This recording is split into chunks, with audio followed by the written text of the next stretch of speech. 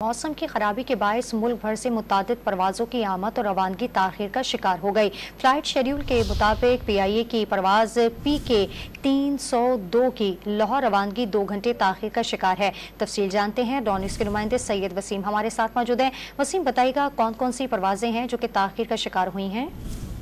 जी बिल्कुल, मौसम की खराबी की वजह से मुल्क भर से मुताबिक परवाज़ों की आमद और रवानगी में ताख़ीर हुई है। सऊदी एयरलाइन की परवाज़ SV 701 की जद्दा रवानगी में 2.5 घंटे की ताख़ीर हुई है। PIA की परवाज़ PK 302 की लाहौर से रवानगी में 2 घंटे ताख़ीर हुई है। इसी के साथ साथ इस्लामाबाद की परवाज़ PK 300 भी ताख़ीर का शिकार हुई है। कराची इस्तांबुल की परवाज़ PK 709 3 घंटे ताख़ीर का शिकार हुई, जबकि मदीना से PIA की परवाज़ PK 744 की आमद में 4 घंटे ताख़ीर हुई।